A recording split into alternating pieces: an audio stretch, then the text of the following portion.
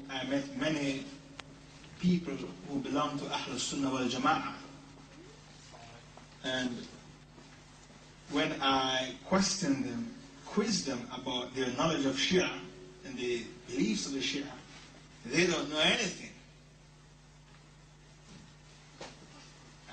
Even some of our brothers, what is the Shia belief in the Sahaba, what is their belief in Allah Ta'ala, what is the Shia concept of prophethood, to my surprise, they don't know anything. Now the Shiites are to be studied because they are a cancer in the body of the Ummah.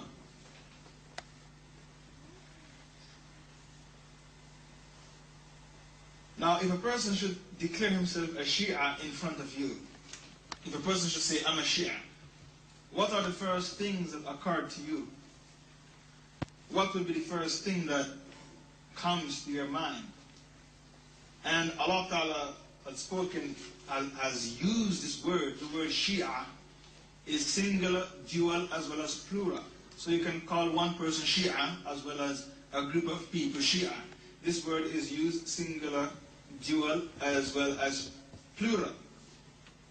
Allah said in Surah An'am verse 159, إِنَّ الَّذِينَ فَرَّقُوا دِينَهُمْ وَكَانُوا شِيَعًا لَسْتَ مِنْهُمْ فِي شَيْءٍ إِنَّمَا أَمْرُهُمْ إِلَى اللَّهِ ثُمَّ يُنَبِّئُهُمْ بِمَا كَانُوا يَفْعَلُونَ.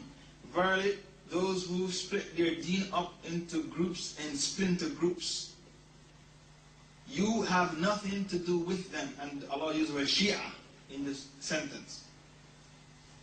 إِنَّمَا أَمْرُهُمْ إِلَى اللَّهِ. Their affairs shall be with Allah Ta'ala, and He shall inform them in regards to what they used to do. The first tenet of the Shia belief has to do with the imamate. So a Shia is a person who believes that Ali ibn Abi Talib is the rightful successor of the Prophet Muhammad sallallahu alaihi wasallam. I would appreciate if the sisters keep quiet, I can hear talking.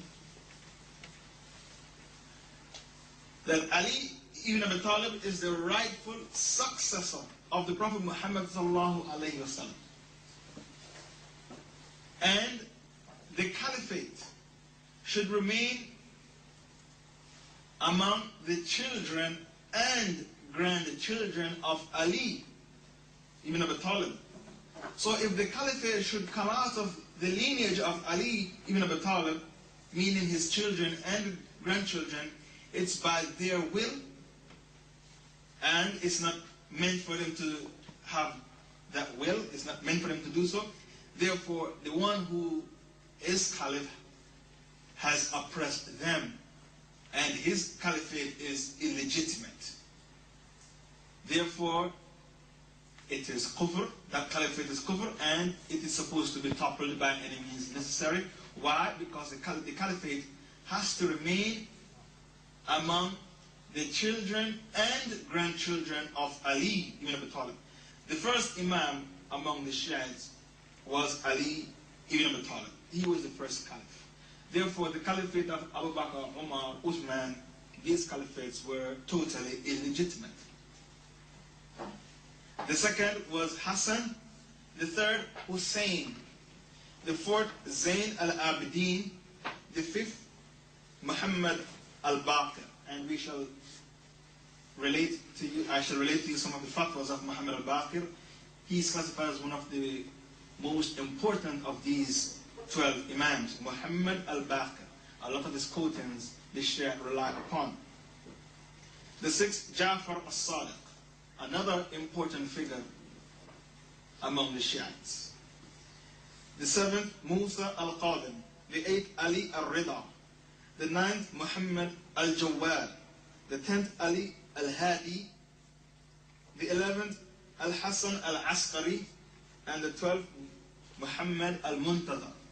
Muhammad al-Muntadhar disappeared at the age of 6, and in some books at the age of 5, and he is now in a cave, and he disappeared 260 years after the hijrah of the Rasul sallallahu alaihi wasallam. Therefore, he's approximately 1,115 years old, and he's still alive is in the cave, and he shall re-emerge as the awaited Mahdi. The awaited Mahdi. He is the 12th Imam. So this is the aqidah of the 12ers. So Abu Bakr as-Siddiq radiallahu anhu usurped the caliphate from Ali ibn Abi Talib. Therefore, the caliphate of Abu Bakr as-Siddiq radiallahu anhu was not legitimate. It was illegitimate. The way you have children that are legitimate, others are illegitimate children. So the caliphate of Abu Bakr as-Siddiq radiallahu anhu was illegitimate. This is the aqidah of the Shia. We all know that Abu Bakr as-Siddiq radiallahu anhu was the most deserving to be called or to be crowned. We don't use the word crowned, to be appointed caliph after the Prophet Muhammad sallallahu alaihi wasallam, because when the Prophet was sick, he chose Abu Bakr as-Siddiq to lead the Muslims in prayer. And when his daughter Aisha said, choose somebody else to lead the prayer because my father cries a lot, the Prophet ﷺ insisted that Abu Bakr and no one else but Abu Bakr should lead the prayer. Also, a woman came to the Prophet Muhammad ﷺ and asked the Prophet a question, and the Prophet said, return tomorrow. And the woman said to the Prophet ﷺ, what if I come and I didn't see you? What should I do? She meant death. The commentator said she meant death. The Prophet said, if you don't find me, then go to Abu Bakr. If you don't find me, go to Abu Bakr. Another hadith, if I should take unto myself a friend, I would take Abu Bakr. Another hadith, Ibn Umar said, we used to say in front of the Prophet Muhammad ﷺ, in the midst of the Prophet, and the Prophet heard us saying it and he didn't object to it, that the best from among us is Abu Bakr, then Umar, then Uthman. He heard us saying it and he didn't stop us. Another hadith, اقتدوا بالذين من بعدي Abu Bakr wa Umar. Follow those who come after me, Abu Bakr and Umar. These are many evidences to prove that the person who was most deserving to be appointed as caliph after the Prophet Muhammad ﷺ was Abu Bakr as-Siddiq radiallahu anhu, but with the Shiites that's not the case. The Shiites, they claim that, and the fifth Imam, which I've just spoken of, Muhammad al-Baqir,